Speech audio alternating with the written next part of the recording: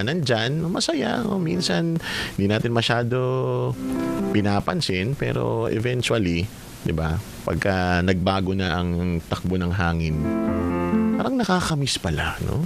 May ganong feeling. Basa muna tayo ng mga comments ninyo, mga messages. Sabi ni Presi Abapo, good morning, Kuya Dan. Listening from Nagcarlan, Laguna sa RYM. Remember your music. Good morning, Miss Presi, at sa mga taga dyan sa Nagcarlan, Laguna. Hello po sa inyo. Teka, sandali lang. Merong nag-ano dito. Nako. Merong nagpapadala ng mensahe sa mga sandaling ito at nakikinig sa atin. May nag-date. May nag-date na huli ko. Nagde-date. Batiin natin na dahil once in a blue moon nga naman itong ganitong pagkakataon, dahil gising na gising pa ang ating K-Pops playlist. Oo, si Pops Eric ay gising na gising, nakipag-date sa kanyang misis na si Miss Vicky na nag-birthday kamakailan. Belated happy birthday po, Miss Vicky. Oo, sabi niya once in a blue moon, nakagimik, pauwi pa lang. Uy, sorry, makagimik. Sana all. Daanan nyo naman kami dito, Chipaps. Oo, miss na din namin gumimik ng gantong oras. Gimik ko dito. Wala, nanggugulo lang sila sak dito sa akin. Gimik na sa amin yun dito eh. Ingat, Chipaps, at saka kay Miss Vicky. Kung saan man po kayo papunta. Huy, diretso na sa bahay. Huy. Saan kayo? Gimik kayo dyan, ha? Ay, naka 1:53 na po ang oras natin. Okay. Ang katanungan ni Kuya Dan sa mga sandaling ito, kung may libre kang isang bagay habang buhay, ano yun? Sabi niya, Pasig na daw. Ay, si Paps. Si Paps kasi tawag ko dito kay Paps Eric. Si Paps, ito, yung tanong, kung may libre kang isang bagay habang buhay, anong pipiliin mo? Paps Eric, ha? Kahit ano, feeling ko hindi na gas eh, kasi hindi na gas, ayaw na niya ng gas. Forever ka may supply. Ano kaya ang pipiliin ni Pops Eric? Ayan, nagtatay po. Mamaya bago natin kausapin yung next caller natin, excited ako malaman kung anong pipiliin niya. Kuryente. Tama. Bilang kami ay nagko-compare ng ano. Nagko-compare kami kung sinong highest sa bill namin sa Meralco, pambihira. Tama, kuryente. Maraming salamat, si Pops. Mag-iingat kayong dalawa. Oo, talaga naman. Enjoy mga bagets. 6 na minuto bago mag-2:00 ng umaga ko. Sabi natin next caller from Bulacan. Nasa linya natin si Ronald. Ronald, good morning. Good morning. Oo, kumusta kay Ronald? Ito, ayos lang naman din. Very good. Parang gising na gising ka pa ngayon. Anong mga pinagkaabalahan mo? Lagi naman akong gising sa gabi kasi baliktad na nga yung tulog ko kaya doon eh. Wala na. Hanggang anong oras ka gising pagka ganyan? Hanggang umaga kasi nakakatulog ako. Minsan alas 8 na, umaga. Medyo masakit na sa mata yung sikat ng araw ng alas 8. Oo, tapos magigising ako ng mga bandang alas 11 o alas 12. Tapos kakain lang ako, mga bandang hapon na naman, makakatulog na naman ako. Tulog ulit. Tapos maaga ka ulit magigising, mga bago mag alas 12, kaya gising na gising ulit, no? Baliktad na talaga. Na yung ano ko sa ngayon. Baliktad ng body clock ni Kuya Ronald. Okay, Alin? Nung ilang buwan na ba ito? Nag-umpisa ito ng April eh. Bakit? Anong nag-trigger sa'yo? Bakit nabaliktad bigla yung body clock mo? Ano to kaya doon eh. Nag-umpisa ito kasi, di ba yung nanay ko nga kasi, lumala yung sakit niya. Kailangan siyang bantayan na talaga eh. Ako nagbabantay ng bawat gabi-gabi eh. Kailangan may kasama siya. Oo, doon nag-umpisa. Tapos wala na, nasanay na yung katawan mo. Ito na naman hanggang ngayon, hanggang sa nawala na ngayong mama ko. Tapos ganitong oras pa, imbis na matama yung body clock mo, lalo kang nagigising tuloy pag tumatama ka dito.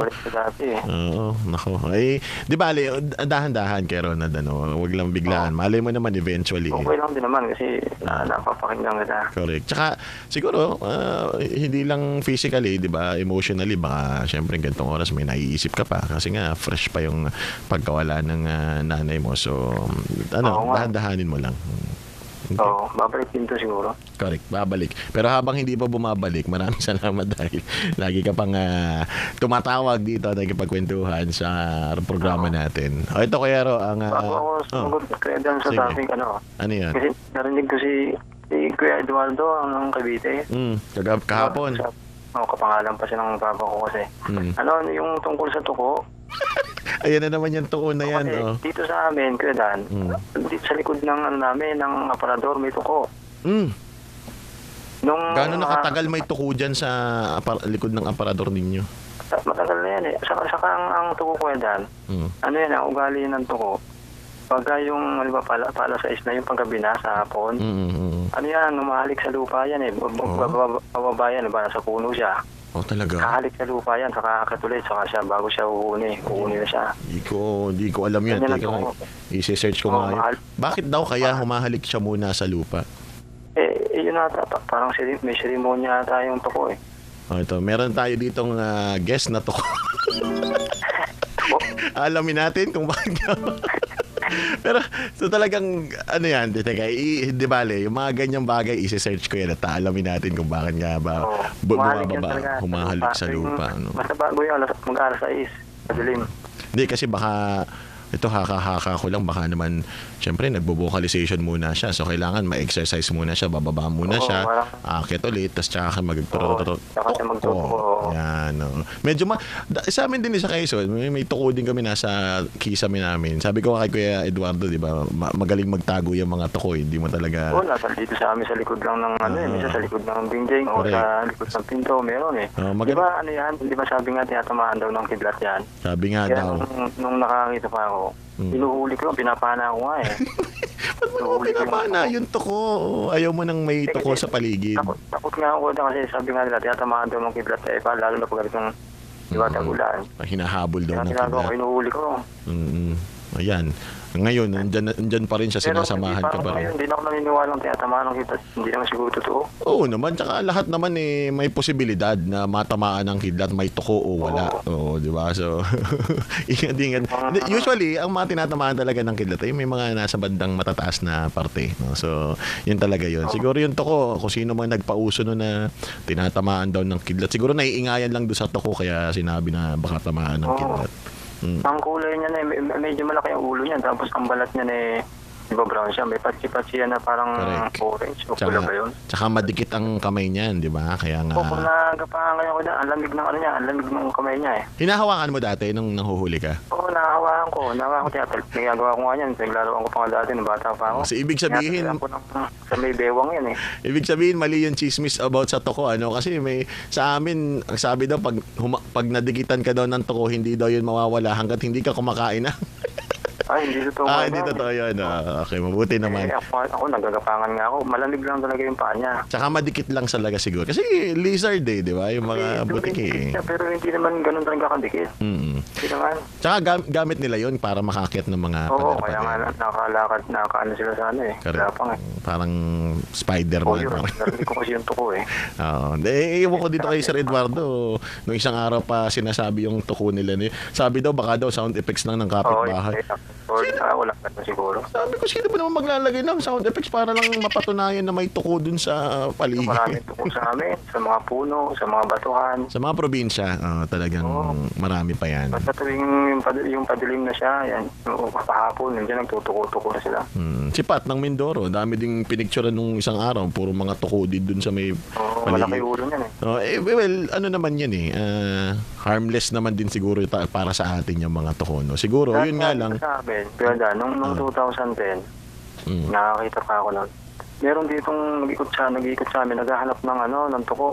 Pagka nakakuha lang kami ng tuko na tumimbang ng mga 3 guhit, babayaran daw, bibilin daw sa amin ng 10,000. No, bakit naman? Sabi ko naman, napakahirap naman po. Parang hirap patang makahanap ng ganong kalaking tuko. 3 guhit. Magaan lang ang tuko eh. Kasi ang laki na ng tuko na yun, kung 3 guhit. Bakit naman? Baka hindi na tuko ang hinahanap nun. Baka yung parang mga yung mas malaki na sa tuko. Ano ba tawag sa ganun? Oo, 10,000 raw bibiliin. Grabe. Kaya nung mga time na yun pagka padilim na yun, talaga naghahanap pa kami sa mga bato-bato eh. Mga tuko-tuko. Nakakita kami, maliliit lang naman. Wala naman kami nakikita malalaki.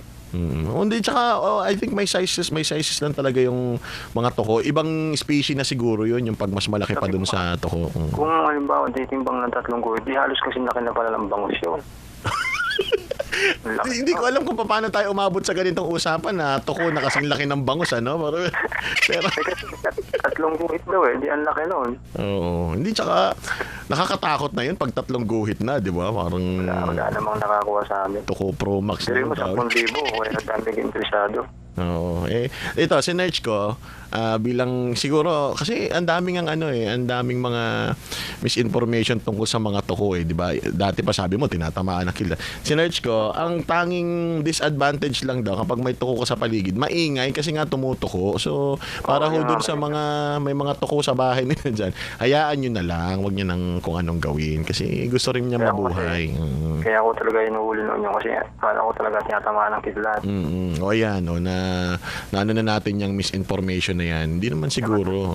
Maingay lang talaga daw pagka may toko. Sige. Wawa naman yung mga toko. Ito na ako. Sumagot ka muna, Kuya Ronald. Sige. Kung may isang libreng bagay forever para sa'yo, anong gugustuhin mo? Kanina narinig ko may sumagot. Sana nga, bigas nga pero may sumagot na. Sana rin gasolina o crudo. Pero baguhin ko lang. Libreng yung grocery na lang. Ayan, grocery, pang monthly, pagkain. Correct. Pagkain na lang, grocery. Para sa mahal lang bilihin ngayon eh. Pag meron kang ganun, forever, habang buhay na grocery, okay na. Okay bagay. Tsaka, di ba, syempre, yan ang kakailanganin mo din naman talaga. Yan, needs natin yan, di ba? May makakain tayo lagi. So, importante. Kompleto dapat na grocery, di ba? Lahat ng pangangailangan. Very good, very good. Sige, sana nga, di ba? Para bawas isipin. Merong dumadating laging malaking bagay yun. Correct. Tama. Maraming salamat. Yun lang, kung sakali sa'yo, Kuya Ronald, yun lang. Yung pa nga sana natin yun nga, yung gasolina o crudo. Basta lahat ng mga makakatulong na mapagaan ng araw-araw natin. Kuryente, pwede rin, tubig. Tama. Correct. O mga magpapagaan ng buhay-buhay natin, ano? Yan ang gusto kong habang buhay na libre. Alright. Sige, noted. Malay mo naman, balang araw, baka biglang mangyari nga. Sana nga. Sige. Maraming salamat, Kuya Ronald. Bumati ka muna. Go. Yun. Binabati ko yung yung mahal ko si Banji, yun ay good morning. At yung mga kaibigan ko rin. Si Joseph Batangas, narinig ko sa gabi. Saka si Nika, na yung mga nakikinig. Ate Linda, si Rene, Ate Bioli. Sino pa ba? Si Ate Beth, Sunit. Alright. Yun lang, nakalimutan ko si Kuya Richard dyan. Good morning. Okay. Saka yung request ko Kuya Dan, yung kung sakaling ikaw ay lalayon, J Brothers. J Brothers, okay, sige. Para sa yan? Para yan sa mama ko kung nakikinig siya ngayon kasi 40 days niya ngayon eh. Patayan niya. Okay. Alright, sige. Maraming salamat kay Ronald. Tilalagay natin yan. Mag-iingat palagi at magandang araw sa'yo.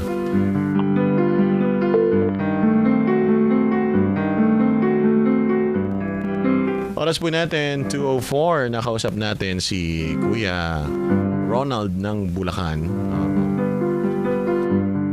Magandang umaga po sa mga kaka-join pa lamang ng ating kwentuhan. Halina po kayo, pwede kayong sumagot sa ating mga nagkukwentuhan ngayong umagang ito. I-Viber mo sa 0919-278-3000 o kaya naman ay tumawag sa 8924-4101. Locals 5671 hanggang 5673. Oras po natin, 2:05.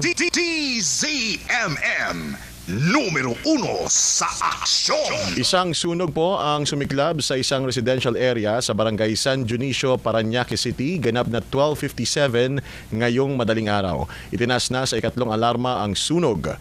Manatiling nakatutok sa DZMM Teleradyo at DZMM Radyo Patrol 630.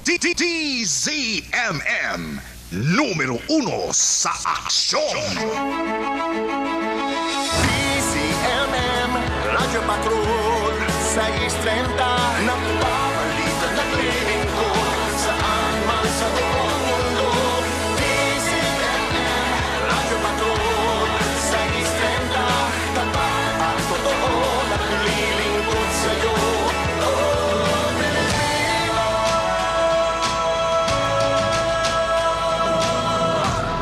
Ito po ang DZMM, bahagi na ng kasaysayan ng Pilipinas sa nakalipas na 40 taon. Noon, ngayon at sa mga darating pang panahon, patuloy na magbabalita, maglilingkod, magbabantay.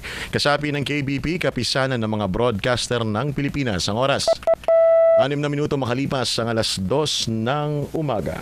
Remember your music,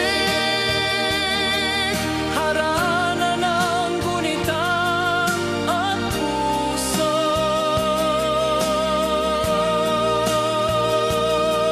Hatid ni Kuya Dan.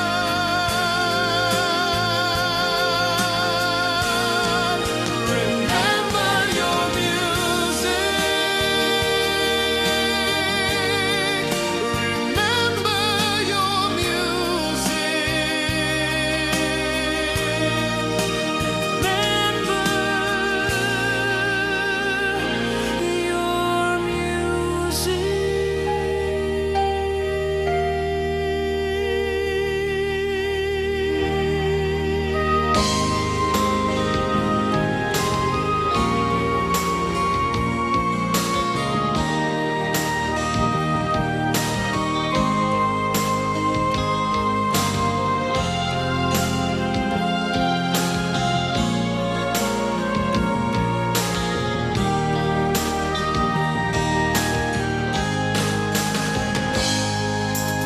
Darating man ang isang araw, ika'y linis at di na matanaw. Titigil sa pag-ikot ang mundo, dahil wala ka na sa piling ko. Kung ika'y magmahal na ng iba, anong halaga ang mabuhay pa? Dalhin mo na ang araw at ang buwan, na di nasisikat kailanman. Kung sakaling ikaw ay lalayo, dalhin mo na rin pati ang puso ko. Pagkat ito'y di natitibok sa buhay na puno na ng kirot. Ang tangi ko na lang pakiusap, saan ka man ngayon o hirap, huwag sana akong kalimutan ang ating nakaraan na kay sarap.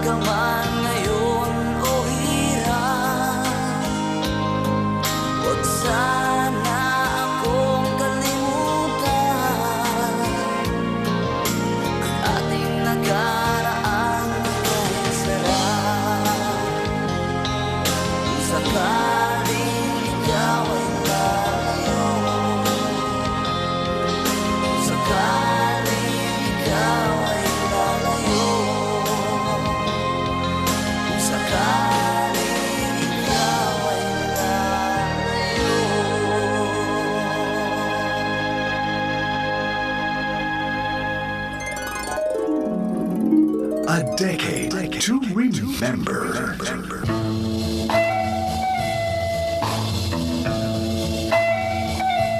What am I leaving for? It's not for you. What am I leaving for?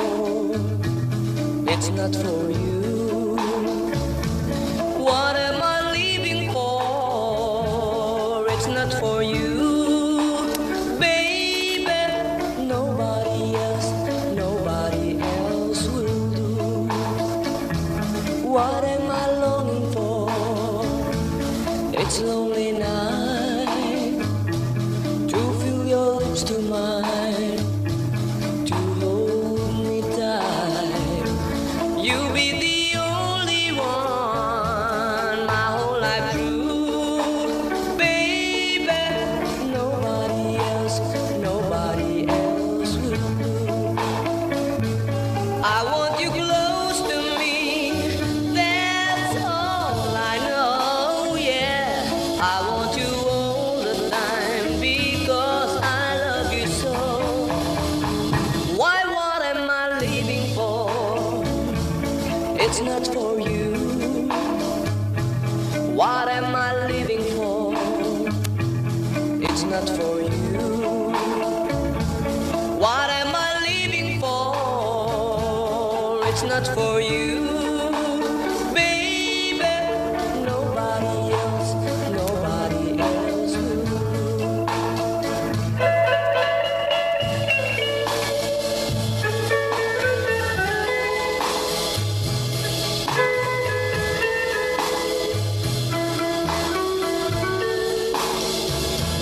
What am I living for? It's not for you. Baby, nobody else will do. Baby, nobody else will do. I keep on telling you that nobody else will do. No, no, no, nobody else will do. No, no.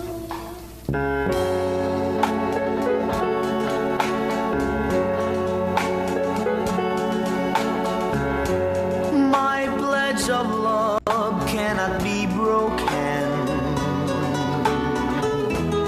Like precious jewel, it holds my feelings.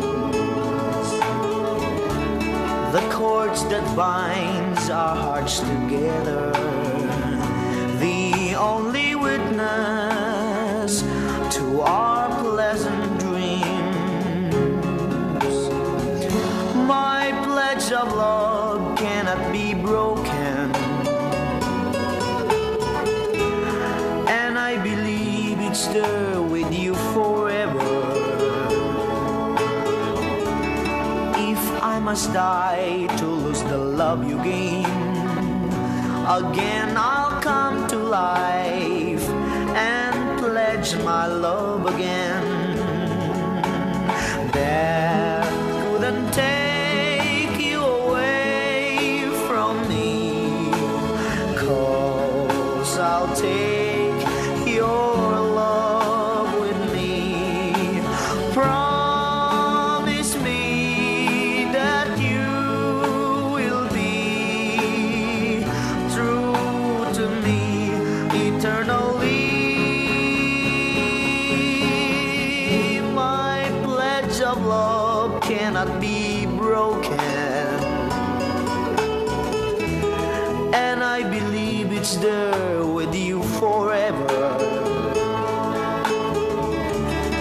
If I must die to lose the love you gain, again I'll come to life and pledge my love again.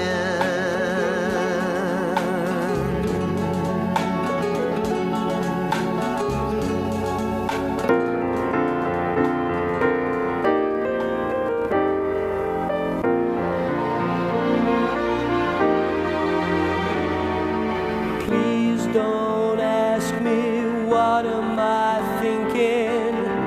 It's about you.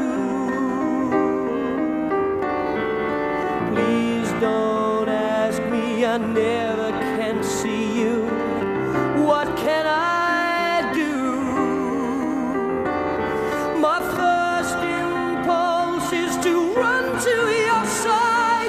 My heart's not free, and so I must hide. Please don't ask me what I'm gonna say to you. I toss and turn, can't sleep at night. It's worrying me. I go to bed, turn out the light, but your face I see. It only hurts the more I pretend that we could ever be more than friends. Please don't ask me why I'm so in love with you. You could easily make me happy, that I know, but I'll try my best to never tell you so.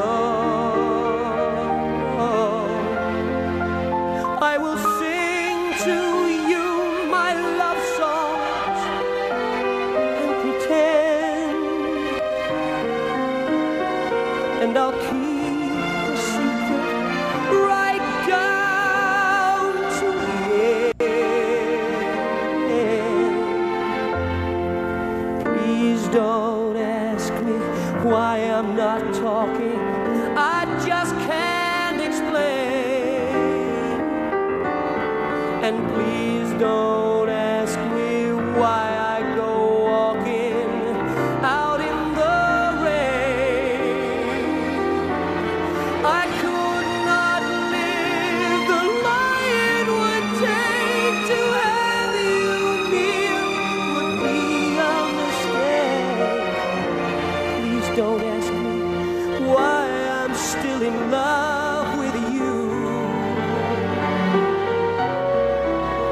No, please don't ask me.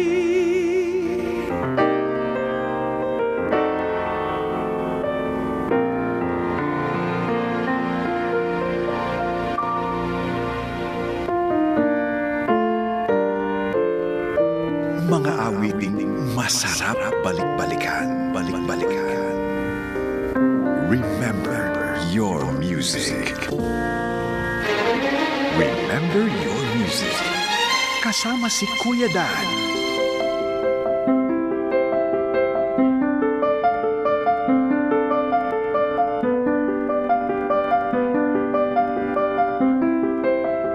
Oras po natin, 2:19 ng umaga. Sabi ni Pat ng Mindoro, kung may bagay na libre habang buhay, yung internet connection, yung gasul, pwede kasing gatong. Yung gas, pwedeng bike o lakad. Yung kuryente, pwedeng solar. Yung tubig, pwedeng mano-manong bomba. Yun lang po sa ngayon. Yung iba, mamaya hahanapan natin ng solusyon. Salamat po, sabi ni Pat ng Mindoro. Good morning po sa lahat ng mga kasama natin sa mga sandaling itong gising na gising pa. At ready makipagkwentuhan kay Kuya Dan sa ating katanungan ngayong Sabado morning. Kung may libre kang isang bagay habang buhay, ano ba ang pipiliin mo? What do you think? Oh, may mga busog dito sa empanada. May sumakit nga yung ilong ko parang umabot yung suka. Ang sakit. Medyo mahapdi siya ng slide. Naku, tuwan-tuwa na naman dito. May naitawid na naman ang madaling araw na ship. Meron pa siyang sagugulaman. Grabe.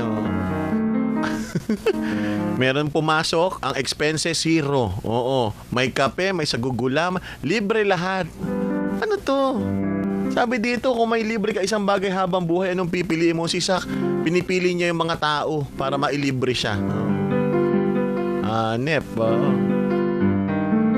2:21, kausapin natin ang ating next caller from Manila. Nasa linya natin si Ate Lina. Ate Lina, ba't mo dinilin? Ate Lina? Beta, kamusta ka na?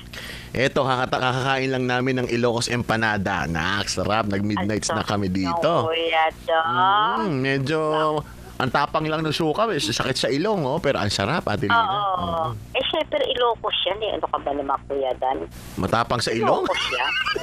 Tama. Yung flavor, masarap. Tsaka yung suka na Ilocos talaga, iba ang timpla eh. Ilocos. Correct. Ang sarap niya, Kuya Dan. Ayun, natanggal na. May bumara pala talaga. Natanggal na. Okay. Ikaw, Ate Lina, kumusta ka naman? Eto, mabuti, Kuya Dan. Kagabi, gusto kong tumawag. Hindi na ako makapasok. Dahil Kasi nga, nagustuhan ko yung topic mo kagabi. kagabi, ano nga bang topic natin kagabi? Nakakalimutin ako. Kuya Dan, ang topic mo kagabi, pag nawala na ng tiwala, anong mangyayari? Oo, correct. Oo, Sige, diba? Oo, isagot mo at hindi nakaabot kahapon. Kasi Kuya Dan, ganito, ng Wednesday, may kausap ako Ako, na siya ang dapat magtuturo. fresh na sa fresh pala online. ito eh. Oo, Kuya Dan. Pagkatapos ba naman, Kuya Dan, ang tinatawagan ko na nakatatlong tawag ako. Sinagot nga ako, Kuya Dan. Sinagot ako, pero hindi siya nagsasalita. Ang naririnig namin yung ingay ng ang ingay nila nagkukwentuhan doon. Okay. Ano ba So, naman, ba't Kuya pa niya Dan, sinagot? dito? Ewan nga Tsaka dapat kung sinagot niya, nagsabi niya lang siya na sorry, hindi matutuloy kasi, di ba? May gagawin Nandito siya o ako. kung ano man. Yeah. Oo, correct. Di ba? Tama. Kaya sabi ko, ano ba mga klase ka taon to? Dapat una pa lang, sinagot niya ako. Hindi, alam mo Kuya Dan, kaya 5 minutes kami naghintay. Andiyan na yung mga tuturuan niya. Naku. Bakit daw? Hindi niya talaga sinabi ang dahilan niya? Tumawag siya sa akin. Alam mo Kuya Dan, kaninang umaga lang siya tumawag, humihingi ng sorry. Sorry daw kasi nasa ibang lugar daw siya. Naku. Ano yung nakalimutan daw niya o ano? Ano daw Kuya Dan, kasi nabiglaan daw siya nakapunta doon sa ibang lugar. Oo. Ano yung nag-teleport? Bigla na. Sabi ko nga, Kuya Dan, sabi ko, ba't tinawagan kita, sinagot mo, kung ba't hindi ka nagsasalita. Alam mo, sabi niya, pasensya na kasi may kausap ako. Nako, Kuya Dan. wala na. Oo. Diba, Kuya Dan, pag ikaw ginalon ka, anong mangyayari? Pag ginanon ako, gaganunin ko din, wala na. Oo, kiss. Kaya wala na akong tiwala sa kanya sa ginawa niya, Kuya Dan. Oo, hindi tsaka, Di ba nakakawala ng tiwala? minsan yung ganyan, mapapalampas mo pa kung maganda yung dahilan. Pero kung ang mga dahilan, wala, may kausap akong iba, wala din yan. Oo, ibig sabihin, Oo. wala talaga sa ayos Diba? kausap yan. Oo. Wala sa ayos. Todo siya pa nagbigay ng oras At saktong kontakin mo na ako, nakaprepare na ako. Yan Kuya Dan. Yan ang isa-isa Kuya Dan na inaano ko sa tao. Kaya pala, gustong-gusto mo tumawag, fresh na fresh pa yung nangyari sa'yo. Oo. Yes, Kuya Dan. Yan ang ayoko sa Kuya Dan. Pag ikaw nangako sa isang bagay at hindi mo kaya tuparin, maaga pa lang sabihin mo na. Tama. Diba? Kasi may umaasa, 'di ba? Umaasa, Yes. syempre yung oras, yung mga nag-e-expect sa iyo, 'di ba? So tama. Sasabi, Oo. wala tsaka nakakahiya siya, yes, kasi nga may usapan kayo, di ka pupunta. Pero mas nakakahiya yung hindi ka na magpapakita at all, di ka na magsasabi at all, di ba? Magiging burden mo din Oo. yun. Tama. Kaya nga, tsaka sa tayo ko Kuya Dan, tatawagan kita. Sasabihin mo, hindi mo nakita yung tawag ko. Posibleng Kuya Dan, di ba? Oo, tsaka sinagot ano yun, pumipindot mag-isa yung cellphone, di naman pumipindot Oo. nagagalit na din tuloy ako. Ikaw kasi Ate Lina eh. Nagmumulto Kuya Dan, nagmumulto. Kaya sabi nagmumulto. ko, wala na akong tiwala sa kanya Kuya Dan. Sabi ko, ayoko na. Sabihin mo na ay, Ginawa niya. thank you, next. Iba na. Kasi walang hindi mapagkakatiwalaan pala yan, nakuha mo na yan. Okay, sige, nailabas mo na ang iyong, hindi mo na ihabol kahapon. Eto naman, kung may isang bagay o kung ano man na libre habang buhay para sa'yo, ano yung gugustuhin mo, Ate Lina? Sa akin Kuya Dan, sana maging free na ang mga senior sa gamot sa high blood, sa mga vitamin nila. Maintenance. Maintenance sila. Diba? Kahit pa paano, maging libre sana sila sa mga NGO na mamili, diba? Correct. Kaya Kuya Dan, na isang nakaraan din, ito Kuya Dan. Naku, may kwento ulit. Labas ko ng pinto. Ano naman yan? May humihingi ng tulong sa nanay ko. Hingi daw, pera muna daw kahit 100 pambili niya ng gamot sa high blood. na high blood daw siya. Sabi ko, may ko, Nanay Fernanda, bakit? Kasi ina-high blood ako eh. Sabi niya, pwede bang, paano mo na ako ng 100? Pambili ko ng gamot, tsaka pambili ko ng pagkain. Sabi ko, ganun po ba? Sabi ko, sige ka ako. Sabi ko, wala po ba dyan sa barangay? Wala eh. Pero Wala bakit? daw sila maibigay sa akin eh. Ang tanong ko, bakit sa inyo pumupunta? Ewan ko ba, Kuya Dan? Sabi sa'yo, ang tingin ng tao dito sa amin, kami, DSW. Alam ko na rin kung saan ako pupunta pagka wala akong mapambili ng paracetamol. Pwede pala dyan kila Ate Lina eh. Ate Lina, baka naman. Sinisipon lang ako. Nasanay ngayon. kasi sa nanay ko, Kuya Dan. Nasanay noon sa nanay ko. Na tumutulong talaga kahit na hindi, alam mo yun, syempre pagka kamag-anak okay lang, pero pag yung, di ba, friend, minsan, syempre hindi lahat nagbibigay ng tulong sa ganun. Pero sa inyo, ibig sabihin, ever since, tumutulong kayo, kaya ganun. Oo, nanay ko kahit bigas namin nasa bigasan na kukunin pa rin niya ibibigay sa tao. Grabe. Nakakaawa daw wala daw pagsain. Grabe naman pagka makatulungin niya ng iyong nanay. Good morning po kay nanay. Oo. So ano nangyari? Binigyan ninyo? Ako na, Kuya Dan, mismo nagbigay. Sa'yo na? Wow. Sabi niya wala daw siya pagkain. Ginawa ko, nagtakal ako ng 2 kilong bigas. Tapos binigay ko, tama pagbukas ko ng freezer namin, meron pa doon mga gulay na hindi na namin na iluluto pa. Yung binigay ko sa kanya. Tapos binigyan ko niya siya ng pag-gamot. Grabe naman pala. Ang bahay nila Ate Lina ay para sa lahat ng mga baka mamaya dumugin kayo. Siyempre. Kaya nga, Kuya, doon tinatago ko yung bahay namin. Tama.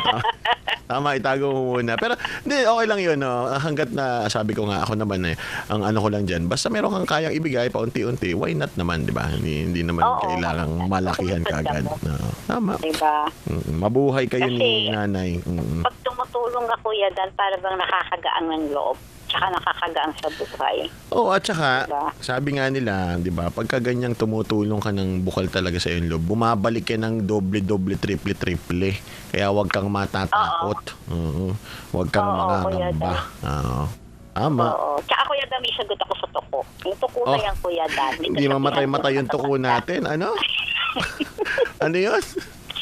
Kuya Dan, ang tuko daw at saka butiki, hindi shard. Pag tumuktok to, Kuya Dan, sa loob ng bahay mo yan, ang ibig sabihin, may blessing ka daw na darating. Yan naman. Maganda naman ang idikit ninyo sa pangalan ng tuko. May blessing daw pagka di ba ganun mo yung simula? Oo, lalo na kapag matagal daw, Kuya Dan. Lalo na sa pagbutiki, Kuya Dan. Yung butiki medyo mahina yung tunog ng butiki. Naririnig mo din yung tunog ng butiki. Ako nakarinig lang pag tahimik na tahimik yung bahay. Naririnig ko yung mga butiki. Pero pagka araw, mahirap. Pinanit mo yan, Kuya Dan.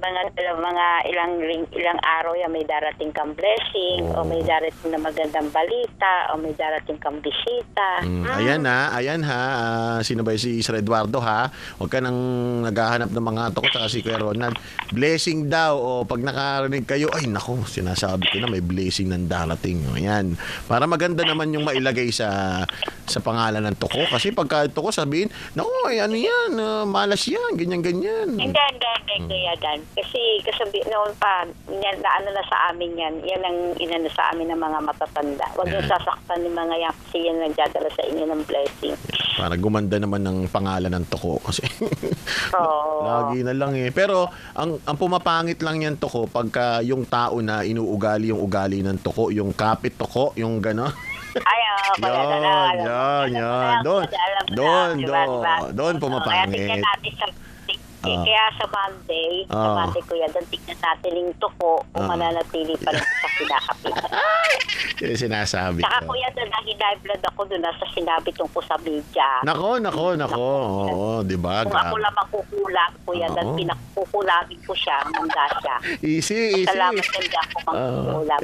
Isihan mo lang. Ayoko lang ginaganyan ng media, ha?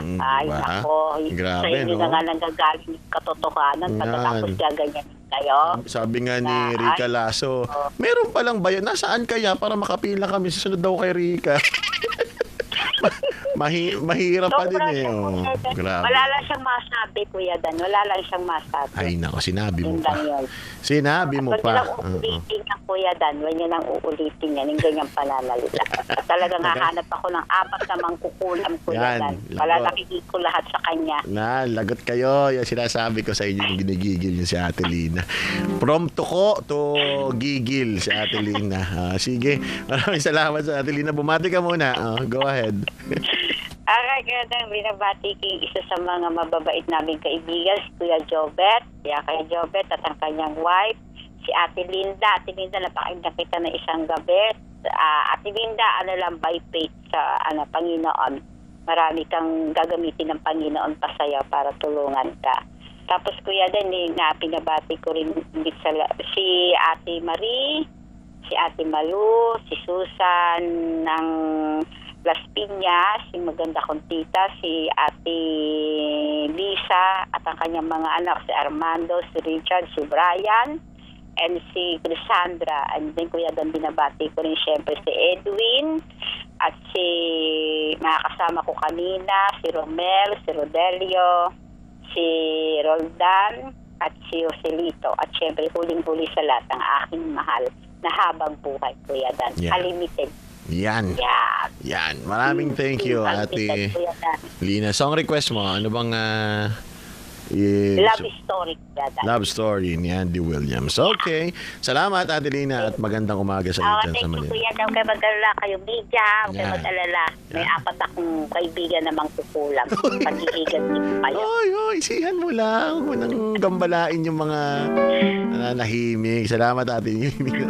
Good morning sa iyo Thank you dyan. so much. Bye-bye. Good morning. Ate Lina, ina-activate pa yung mga tropa niya.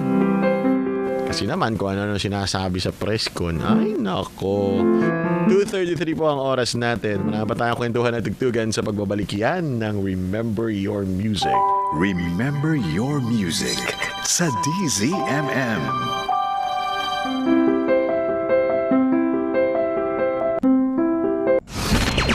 Mga balitang kumpirmado, sigurado. DZMM. Happy 40th anniversary DZMM. Una sa balita, una sa public service.